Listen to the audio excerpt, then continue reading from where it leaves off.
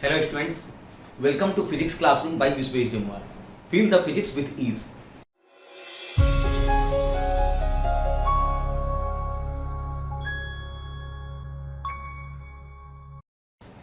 आज अगले लेक्चर के बारे में डिस्कशन करने जा रहे हैं। इलेक्ट्रिसिटी चैप्टर पढ़ रहे हैं और उसका अगला लेक्चर जो है वो है इलेक्ट्रिक करंट। चैप्टर जो हम लोग पढ़ रहे हैं वो है करंट इलेक्ट्रिसिटी। तो चैप्टर का नाम ही है करंट, तो इस चीज को समझना काफी जरूरी है। पूरे चैप्टर में करंट वर्ड इस्तेमाल यूज होगा, करंट कैलकुलेट होगा, हर जगह ये एसोसिएटेड रहेगा। तो इस लेक्चर को समझना बहुत ही जरूरी है, ये काफी इंपॉर्टेंट है आप सभी के लिए। तो स्टार्ट करते हैं इलेक्ट्रिक करंट के बारे में। We are familiar with several examples of currents like air current, water current etcetera. हम लोग करंट वर्ड से वैसे तो फैमिलियर हैं। करंट वर्ड पहले समझना है, ये एक्चुअली करंट क्या है, उसके बाद हम लोग बात कर लेंगे इलेक्ट्रिक करंट के बारे में। करंट वर्ड हमेशा तभी यूज होता है जब कोई चीज फ्लो में होता है। जब किसी चीज का फ्लो हो रहा है तो हम वर्ड यूज करते हैं करंट। जैसे समुद्र में पानी का लहर जो आगे की ओर आता है उसको हम लोग कहते हैं वाटर करंट। कभी तेज हवाएं चलती हैं उसको हम लोग कहते हैं एयर करंट। तो करंट वर्ड एसोसिएटेड है क्या से? मोशन से।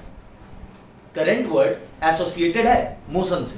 तो यहां पर बात हो रहा है कौन सा current? Electric current. Electric associated है, इलेक्ट्रिक का मतलब होता है क्या? चार्ज। इलेक्ट्रिक वर्ड एसोसिएटेड है क्या से? चार्ज से। यानी और करंट वर्ड एसोसिएटेड है क्या से? फ्लो से। कोई चीज फ्लो कर रहा है तो हम बात करते हैं क्या? करंट। यानी किसका फ्लो? चार्जेस का फ्लो। अगर यानी चार्ज फ्लो कर रहा है, चार्ज अगर फ्लो कर रहा है तो वहां पर कंसेप्ट आएगा क्या का? करंट का। और इसको एयर करंट कहेंगे क्या? इसको वाटर करंट कहेंगे? नहीं, इसको हम लोग कहेंगे क्योंकि चार्जेस का फ्लो हो रहा है तो इस चीज को हम लोग कहेंगे कौन सा करंट? Electric current. तो just as flowing water constitute water current, जैसा कि फ्लोइंग वाटर जो है वो उससे क्या मिलता है? Water current. Similarly if the electric charge flows through some region, उसी प्रकार अगर इलेक्ट्रिक चार्ज किसी जगह पे फ्लो कर रहा है, से इन कॉपर वायर, अब चार्ज क्या में फ्लो करेगा? वायर में फ्लो करेगा। We say that there is electric current in copper wire, तो हम कह सकते हैं कि उस कॉपर वायर में इलेक्ट्रिक करंट है। लेकिन कब उस कॉपर वायर में इलेक्ट्रिक करंट? अब जैसे मेरे पास ये कॉपर वायर, मेरे पास एक कॉपर वायर है, ये जो वायर, ये कौन सा वायर है? कॉपर वायर है ना। इस कॉपर वायर में करंट कब होगा? इस वायर का जब चार्ज क्या करे? फ्लो करे। जब इसका चार्ज फ्लो करेगा तो इसमें हम बात करेंगे क्या का? करंट का। अब ये अलग बात है इस चार्ज को फ्लो कराएगा कौन? अब यहां पर एक बात यहां पर यह राइज होता है कि करंट कैसे प्रोड्यूस होता है, करंट कैसे आता है, तो उसके लिए रिस्पॉन्सिबल है बैटरी। अब जैसे ये कॉपर वायर है, इसको अगर हम कनेक्ट कर देते हैं क्या से? बैटरी से, तो बैटरी क्या करता है? चार्जेस को पुश करता है। बैटरी अपने अंदर स्टोर्ड केमिकल एनर्जी के माध्यम से वो अपना एनर्जी किसको देना शुरू कर देता है? चार्ज को। कौन देता है? बैटरी। बैटरी में एनर्जी स्टोर होता है, कुछ चार्जेबल बैटरी होता है, देखते हैं वो उस बैटरी को चार्ज करते हैं, उसमें एनर्जी स्टोर हो जाता है और वही बैटरी उसके बाद जो है अपनी एनर्जी को देना शुरू कर देता है किसको? चार्जेस को। वो चार्ज को धक्का देता है, बैटरी धक्का देता है, जिसकी वजह से चार्ज कहां मूव कर चलना शुरू कर देता है? आगे की ओर। ठीक है, जब चार्ज दौड़ने लगा, जब चार्ज चलने लगा, दैट मीन्स क्या आ गया? करंट आ गया। ठीक है, तो बैटरी से कनेक्ट करते हैं तो करंट आ जाता है। और भी माध्यम है, ठीक है, अलग तो हमारे पास डिफरेंट टेक्निक्स है करंट प्रोड्यूस करने का। ये कॉमन एग्जांपल के बारे में चर्चा की। तो चार्जेस मोशन में होना चाहिए, चार्जेस फ्लो में होना चाहिए, तभी बात आता है क्या का? करंट का। तो इसका डेफिनेशन क्या है? Definition of electric current. यानी एक बात तो समझ गए कि करंट जो है वो एसोसिएटेड है सिर्फ चार्ज से नहीं, चार्ज के क्या से? फ्लो से। अच्छा, अब चार्ज अगर फ्लो कर रहा है तो ये भी देखना होगा कि वो चार्ज जो है वो कितने टाइम में फ्लो कर रहा है, क्योंकि यहां पर जो देखना होगा वो रेट ऑफ फ्लो देखना होगा कि फ्लो का दर क्या है, कितना तेजी से फ्लो हो रहा है। जैसे इसके लिए एक छोटा सा एग्जांपल देते हैं। अगर हम लोग किसी हॉस्पिटल में अगर जाते हैं, वहां पर अगर कोई डॉक्टर 1 लीटर ग्लूकोज बॉटल जो है वो हम लोगों को ग्लूकोज बॉटल चढ़ाता है, ठीक है। अब क्या है ना, एक हॉस्पिटल गए तो वहां 1 लीटर जो है वो ग्लूकोज हमारे ब्लड में उसको डाल दिया गया, मान के चलिए 1 सेकंड। किसी दूसरे हॉस्पिटल में गए, वहां पर वही 1 लीटर जो है वो डाल रहा है 1 घंटे में। क्या दोनों का एक जैसा इफेक्ट होगा? यहां पर फ्लो तो 1 लीटर हुआ, ग्लूकोज का फ्लो पहला हॉस्पिटल में भी 1 लीटर ही ग्लूकोज फ्लो कराया गया मेरे ब्लड में, दूसरे हॉस्पिटल में भी 1 लीटर ही ग्लूकोज फ्लो कराया गया मेरे ब्लड में, लेकिन दोनों का इफेक्ट एक जैसा होगा? हमारे पे प्रभाव एक जैसा पड़ेगा? नहीं। ये कोई पागल डॉक्टर है जो 1 सेकंड में पूरा ग्लूकोज डाल दिया हमारे ब्लड में, उसका अलग असर होगा मेरी बॉडी पर, और वही अगर 1 लीटर ही फ्लो कराया गया 1 घंटे में, उसका असर कुछ और होगा। ठीक है, तो अंतर यहां पर इफेक्ट पड़ जाता है। फ्लो अगर हो रहा है ना, तो ये देखना जरूरी होता है कि वो फ्लो कितने देर में हुआ। अब वही 1 लीटर फ्लो जो है, वही 1 लीटर फ्लो अगर 1 ईयर में अगर करवाते हैं तो उसका क्या वही असर होगा? नहीं, उसका असर कुछ और होगा। यानी कभी भी फ्लो का बात अगर हो रहा है तो ये देखना जरूरी है कि कितने समय में फ्लो हुआ। तो बस वही चीज हम लोग करंट में भी देखते हैं। करंट का अगर बात करते हैं तो उसमें कौन फ्लो करता है? चार्ज फ्लो करता है। तो चार्ज अगर फ्लो कर रहा है तो कितने समय में फ्लो कर रहा है? तो करंट जो है उसको डिनोट करते हैं आई से, और करंट एसोसिएटेड है किससे? फ्लोइंग चार्ज से। जो चार्ज क्या कर रहा है? फ्लो कर रहा है। हमको मतलब उसी चार्ज से जो चार्ज फ्लो कर रहा है। ठीक है, अब कितने टाइम में फ्लो किया वो चार्ज, वो टाइम हम लोग कहां पुट करते हैं? नीचे। अब सवाल ये उठता है, ठीक है, ऊपर चार्ज क्योंकि चार्ज ज्यादा फ्लो करेगा तो करंट ज्यादा आएगा, चार्ज अगर कम फ्लो करेगा तो करंट कम होगा, क्योंकि चार्ज कहीं फ्लो करने की वजह से तो करंट कम चार्ज फ्लो होगा वायर से तो कम करंट आएगा, और उसी वायर से ज्यादा चार्ज फ्लो होगा तो करंट क्या आएगा? ज्यादा आएगा।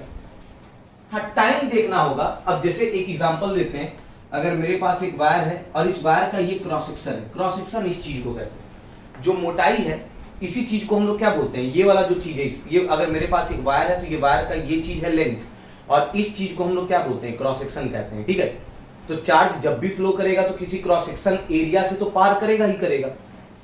तो ये हो गया क्रॉस सेक्शन। मेरे पास 2 वायर है,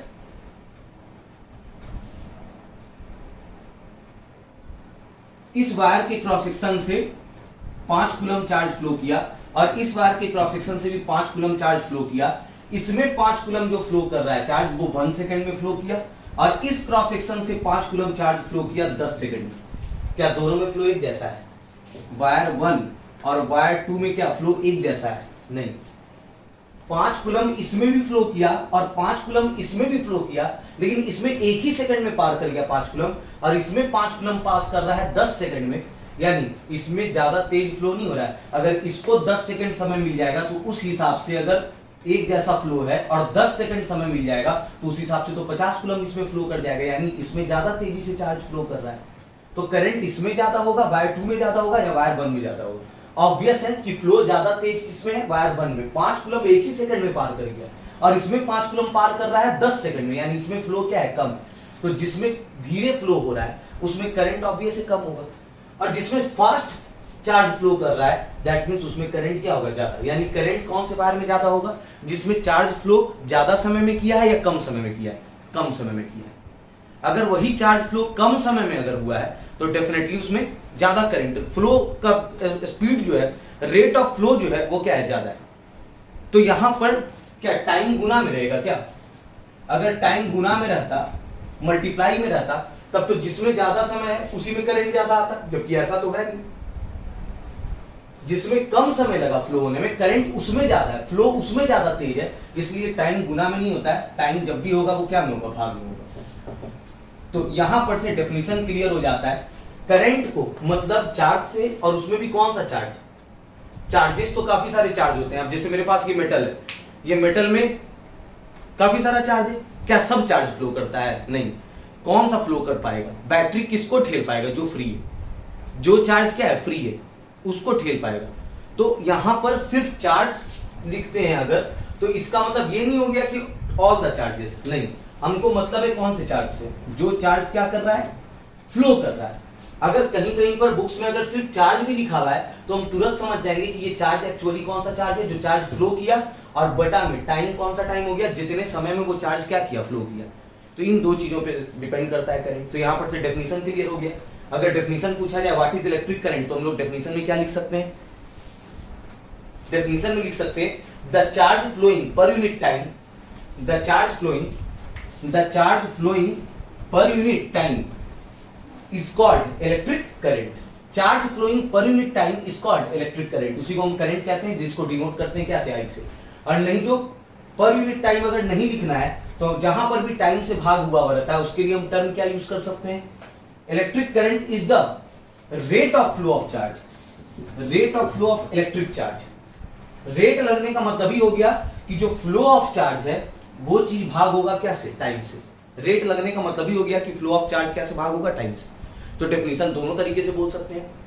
व्हाट इज करंट, तो the current is defined as the charge flowing per unit time, या फिर हम ये कह सकते हैं electric current is defined as the rate of flow of electric charge. Electric current is defined as the rate of flow of electric charge. Only the flow of electric charge? No, electric current is defined as the rate of flow of electric charge. या फिर इसको कह सकते हैं the charge flowing per unit time is called current. जो charge flow कर रहा है पर यूनिट टाइम, उसी चीज को हम लोग क्या बोलते हैं? करंट बोलते हैं। In circuits using metal wire electrons constitute the flow of charges. अच्छा, कौन सा चार्ज फ्लो करेगा? अभी अभी इस बारे में चर्चा कर रहे थे। चार्ज कौन सा फ्लो होता है? जो चार्ज फ्री होगा। और मेटल में कौन फ्री होता है? इलेक्ट्रॉन फ्री होता है। मेटल में इलेक्ट्रॉन ही फ्री होता है। प्रोटॉन और न्यूट्रॉन तो न्यूक्लियस के अंदर होता है, तो वो बॉन्डेड है, तो इलेक्ट्रॉन फ्री होता है। और उसमें भी ख्याल रखेंगे सारा इलेक्ट्रॉन फ्री नहीं होता है। Not all the electrons are free. Metal में इलेक्ट्रॉनिक कन्फिग्रेशन पढ़े हैं केमिस्ट्री में क्या? जितना भी ऑर्बिट्स में इलेक्ट्रॉन है सब फ्री होता है? सब फ्री नहीं होता है। आउटरमोस्ट ऑर्बिट का जो इलेक्ट्रॉन है वो ना फ्री होता है। तो जो फ्री इलेक्ट्रॉन है, जो फ्री इलेक्ट्रॉन है, याद रखेंगे, not all the electrons, not all the electrons, not all the electrons, only those electrons which are free, जो फ्री टू मूव। प्रोटॉन और न्यूट्रॉन का तो सवाल ही नहीं उठता है।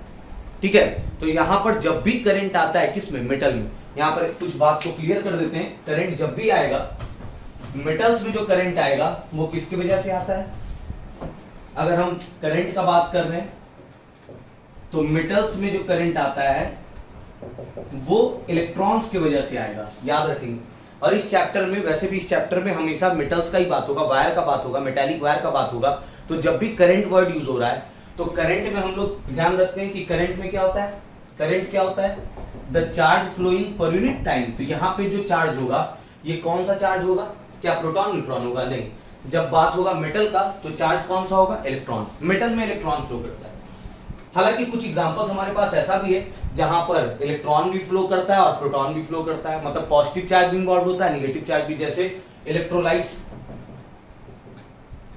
इलेक्ट्रोलाइट्स में दोनों का फ्लो होता है, पॉजिटिव का भी और निगेटिव का भी। तो वहां पे जो करंट आएगा वो दोनों के फ्लो की वजह से आएगा, इलेक्ट्रॉन के फ्लो की वजह से भी आएगा और प्रोटॉन के फ्लो की वजह से भी आएगा। सेमीकंडक्टर, सेमीकंडक्टर में भी दोनों चार्ज का फ्लो होता है, उसमें इलेक्ट्रॉन्स होता है और होता है एक holes. Holes actually positive charge. एक चैप्टर ही फिजिक्स में पढ़ना है, सेमीकंडक्टर एंड सेमीकंडक्टर डिवाइसेस। ये काफी बेहतरीन चैप्टर है, मॉडर्न फिजिक्स में ये पढ़ना है। ठीक है, तो वहां पर हम लोग देखेंगे कि सेमीकंडक्टर में भी निगेटिव चार्ज भी रहता है रिस्पॉन्सिबल, और होल यहाँ पर वर्ड यूज होता है पॉजिटिव चार्ज के लिए। तो सेमीकंडक्टर में करंट निगेटिव चार्ज और पॉजिटिव चार्ज दोनों की वजह से आता है, इलेक्ट्रोलाइट्स में भी दोनों की वजह से आता है, लेकिन मेटालिक वायर्स में सिर्फ और सिर्फ निगेटिव चार्ज, दैट मींस किसकी वजह से आता है? इलेक्ट्रॉन्स की वजह से आता है। और इस चैप्टर में जो बात होगा वो मेटालिक वायर का होगा, तो दिमाग में हटा लेंगे कि फ्री इलेक्ट्रॉन्स जब भी आएगा करंट किसकी वजह से आएगा? Free electrons. अच्छा, उन इलेक्ट्रॉन्स को हम लोग कंडक्शन इलेक्ट्रॉन भी कहते हैं, क्योंकि याद रखेंगे सारा इलेक्ट्रॉन फ्री नहीं होता है, सारा इलेक्ट्रॉन फ्री नहीं होता है। फ्री इलेक्ट्रॉन्स की वजह से ही करंट आता है और उन इलेक्ट्रॉन्स को हम लोग कंडक्शन इलेक्ट्रॉन कहते हैं, या फिर उसको मोबाइल। ठीक है, मोबाइल मतलब जो चीज मूव कर सके, ठीक है, तो उसको मोबाइल इलेक्ट्रॉन्स कहते हैं। या फिर उसी चीज को हम लोग कहते हैं charge carrier. Charge carrier, charge carrier किसको कहते हैं? क्या सारे चार्ज को कहते हैं? नहीं, जिसकी वजह से करंट आ रहा है। और कौन से चार्ज की वजह से करंट आएगा? जो चार्ज क्या होगा? फ्री होगा। जो आयन फ्री होगा उसी की वजह से आएगा, तो उसको हम लोग चार्ज कैरियर भी कहते हैं। मेटल के केस में तो इलेक्ट्रॉन ही है, जिसको हम लोग कंडक्शन इलेक्ट्रॉन कहते हैं। तो ये क्लियर हुआ कि जो करंट आएगा वो किसकी वजह से आएगा। तो this is due to some electrons from each metal atom are free to move. ठीक है, जो इलेक्ट्रॉन मेटल एटम में फ्री होता है, जो इलेक्ट्रॉन मेटल एटम में फ्री होता है, उसी की वजह से करंट आता है। दीज फ्री चार्ज कैरियर्स, इन्हीं फ्री चार्ज कैरियर्स को हम लोग क्या बोलते हैं? Conduction electrons. क्या सभी इलेक्ट्रॉन को कंडक्शन इलेक्ट्रॉन कहते हैं? नहीं।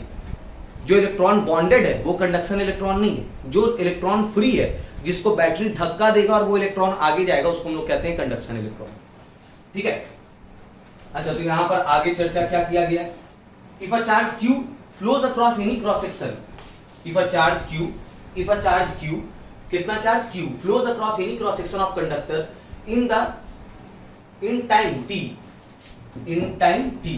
if a charge q flows across any cross section of conductor in time t, the current I through that cross section is, तो करंट कितना होगा? चार्ज जो फ्लो हुआ वो क्या हुआ? q। कितने समय में फ्लो हुआ? t। तो I बराबर q बाई टी। अच्छा, q का एक फॉर्मूला हम लोग जानते हैं, क्वांटाइजेशन ऑफ चार्ज पढ़े थे। वहां पे क्वांटाइजेशन ऑफ चार्ज में क्या पढ़े थे कि टोटल चार्ज को हम क्या लिख सकते हैं? जो चार्ज उसका फॉर्मूला पढ़े थे n इंटू ई, तो q की जगह पे n इंटू ई भी यूज कर सकते हैं, तो n इंटू ई बाई क्या? टी। तो ये फॉर्मूला हो गया क्या का? करंट का। इससे रिलेटेड न्यूमेरिकल्स भी रहेंगे। नेक्स्ट जो लेक्चर होगा वो न्यूमेरिकल पे होगा। अभी हम लोग करंट के कॉन्सेप्ट को समझ रहे हैं। तो करंट का यहाँ पर फॉर्मूला आ गया I बराबर Q बाई टी, और Q बराबर क्या होता है? N, तो N बाई टी। याद रखेंगे, ये भी फॉर्मूला कई बार यूज होता है। वेयर Q कौन सा चार्ज? क्या टोटल चार्ज? नहीं, जो चार्ज क्या किया? फ्लो किया, फ्लोइंग चार्ज। N क्या है? यहां पर N क्या है? N नंबर है। क्वांटाइजेशन की बात पढ़े थे। नंबर ऑफ क्या? बॉन्डेड इलेक्ट्रॉन नहीं, नंबर ऑफ फ्री इलेक्ट्रॉन। तो number of electrons flowing across any cross section in time t, उस t समय में कितना इलेक्ट्रॉन क्रॉस किया क्रॉस सेक्शन को। ठीक है, ये क्रॉस सेक्शन को कितना इलेक्ट्रॉन पार किया, इस क्रॉस सेक्शन को कितना इलेक्ट्रॉन पार किया, उसका संख्या क्या है? n। ठीक है, तो n इंटू ई करने से टोटल चार्ज पता चल जाता है, जो चार्ज फ्लो किया, और बाई क्या? t क्या है? टाइम। अब बात कर रहे हैं ऐसा यूनिट ऑफ करंट। करंट का ऐसा यूनिट क्या होगा? तो चार्ज का क्या होता है? कूलम, अब टाइम का क्या होता है? सेकंड, तो कूलम पर सेकंड। हालांकि इसी चीज को हम लोग क्या बोलते हैं? एम्पियर। इसी चीज को एम्पियर कहते हैं। The electric current is measured in ampere. Electric current को हम मेजर करते हैं क्या में? एम्पियर में। Electric current is measured in ampere, named after French scientist Andre Marie Ampere. ये French scientist Andre Marie Ampere जो है, एक साइंटिस्ट का नाम है, फ्रेंच साइंटिस्ट है, उन्हीं के ऑनर में एम्पियर रखा गया। ऐसा यूनिट क्या था? करंट का। और ये यूनिट एंड डायमेंशन में ऐसा पढ़े कि एम्पियर जो है one of the fundamental unit, ये एक फंडामेंटल यूनिट है एम्पियर। तो याद रखेंगे ऐसा यूनिट जो है वो करंट का वो क्या है? एम्पियर। अब यहां पर बात हो रहा है 1 एम्पियर। 1 एम्पियर कब होगा? अब जैसे करंट का ऐसा यूनिट जो है वो कूलम पर सेकंड, जिसको हम क्या बोलते हैं? एम्पियर। अब यहां पर अगर 1 कूलम रहेगा बाई 1 सेकंड रहेगा, तो 1 बाई 1 क्या हो जाएगा? 1 एम्पियर। तो पूछा जाता है ये भी सवाल, व्हाट इज 1 एम्पियर? तो 1 एम्पियर क्या है? 1 ampere is defined as the electric current flowing through a conductor. 1 ampere क्या है? अगर हम यहां पर 1 एम्पियर लिखते हैं तो 1 एम्पियर कब आएगा? करंट 1 एम्पियर कब आएगा? जब ये चार्ज जो फ्लो हो रहा है वो कितना चार्ज फ्लो हो? 1 कूलम, और कितने देर में? 1 सेकंड। तब ना 1 बाई 1 क्या होगा? 1, और कूलम पर सेकंड को हम क्या बोलेंगे? एम्पियर। तो व्हाट इज 1 एम्पियर? 1 एम्पियर कब आएगा current? When 1 coulomb of charge flows through a conductor in 1 second, 1 coulomb charge अगर किसी क्रॉस सेक्शन से वायर के किसी क्रॉस सेक्शन से अगर 1 कूलम चार्ज फ्लो किया है 1 सेकंड में, तो करंट जाकर के होगा कितना? 1 एम्पियर। तो सिंपल है। 1 एम्पियर क्या है? सबसे पहले ये लिख देंगे, electric current is said to be 1 ampere. Actually 1 ampere क्या है? इलेक्ट्रिक करंट है। और वो भी कब आएगा 1 ampere? When 1 coulomb of charge flows through it in 1 second। ये क्लियर हो गया। कुछ अदर यूनिट्स भी है जो हम लोग यूज करते हैं, जैसे कहीं पर मिली एम्पियर भी यूज किया जाता है। मिली एम्पियर को एम लिखते हैं। मिली का मतलब क्या होता है? 10 टू द पावर -3। तो 1 milli ampere is equal to 10 to the power -3 ampere. Micro ampere भी यूज होता है। कहीं पर हम लोग देखेंगे न्यूमेरिकल्स में माइक्रो एम्पियर। माइक्रो का मतलब हो गया 10 टू द पावर -6। तो 1 micro ampere is equal to 10 to the power -6 ampere. Current scalar quantity है, अल्जेब्रिकली ऐड होता है। करंट अल्जेब्रिकली ऐड होता है 5 एम्पियर प्लस 7 एम्पियर 12 एम्पियर। कोई इसमें वेक्टर एडिशन नहीं होता। जो अल्जेब्रिकली ऐड होता है वो क्वांटिटी कैसा क्वांटिटी है? Scalar quantity. तो करंट याद रखेंगे कैसा क्वांटिटी होता है? Scalar quantity. करंट का डायमेंशन क्या होता है? डायमेंशन के बारे में भी बात कर लेते हैं। डायमेंशन ऑफ करंट, डायमेंशन एक अलग टेक्निक है, जैसे हम लोग यूनिट देखते हैं उसी प्रकार डायमेंशन, तो डायमेंशन ए होता है या फिर इसका डायमेंशन हम लोग क्या लिखते हैं, आई। अगर डायमेंशन के बारे में जानकारी नहीं है तो unit and dimension 11th class में पढ़ना है, ठीक है। उसमें डायमेंशन भी एक टेक्निक होता है, जैसे यूनिट हम लोग सारी चीजों का लिखते हैं उसी प्रकार क्या लिखते हैं, डायमेंशन। तो डायमेंशन ए होगा या फिर क्या होगा, आई। अब यहां पर डायरेक्शन के बारे में बात कर लेते हैं, ठीक है। The conventional direction, the conventional direction of current is opposite to the motion of electrons। Electrons का जो मोशन का डायरेक्शन है, इलेक्ट्रॉन्स के मोशन का जो डायरेक्शन है, कहने का मतलब अगर ये सब इलेक्ट्रॉन है और ये सारा इलेक्ट्रॉन जो है किसी वायर में इधर की ओर मूव कर रहा है, मोशन अगर इसका इधर की ओर है, तो करंट का जो डायरेक्शन होता है वो इलेक्ट्रॉन के मोशन के अलॉन्ग नहीं होता है। इलेक्ट्रॉन के मोशन के क्या लिया जाता है, करंट का डायरेक्शन। करंट का डायरेक्शन इलेक्ट्रॉन के मोशन के क्या होता है, अपोजिट होता है। यानी करंट जो है इलेक्ट्रॉन के मोशन के अलॉन्ग नहीं, इलेक्ट्रॉन के मोशन के अपोजिट। हम लोग इलेक्ट्रिक सर्किट पढ़ेंगे, सर्किट में हम लोग क्या देखेंगे, ये सर्किट है और ये मेरे पास ये बैटरी है, ये बैटरी का प्लस, ये बैटरी का क्या, माइनस। अब इलेक्ट्रॉन जो है, ऑब्वियस है कि इलेक्ट्रॉन जो है वो निगेटिव चार्ज है और निगेटिव को अट्रैक्ट कौन करेगा, पॉजिटिव। तो निगेटिव चार्ज जो है वो इधर की ओर फ्लो होता है, फ्रॉम निगेटिव टू पॉजिटिव। लेकिन करंट जो होगा, करंट का डायरेक्शन क्या, निगेटिव टू पॉजिटिव नहीं, करंट का डायरेक्शन जो है वो इलेक्ट्रॉन के फ्लो के अलॉन्ग नहीं। इलेक्ट्रॉन फ्लो कर रहा है निगेटिव टू पॉजिटिव, तो करंट का डायरेक्शन उसके अपोजिट होगा। उसके अपोजिट कहने का मतलब करंट का जो डायरेक्शन होगा वो होगा फ्रॉम पॉजिटिव टू निगेटिव। यानी the direction of current, the direction of current is from positive terminal of battery to negative terminal।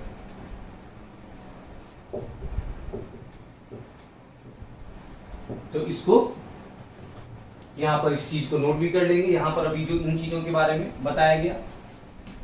तो इस प्रकार हम लोग कंप्लीट कॉन्सेप्ट देख लिए इलेक्ट्रिक करंट का। अब अगले लेक्चर में हम लोग देखेंगे इलेक्ट्रिक करंट पे न्यूमेरिकल्स।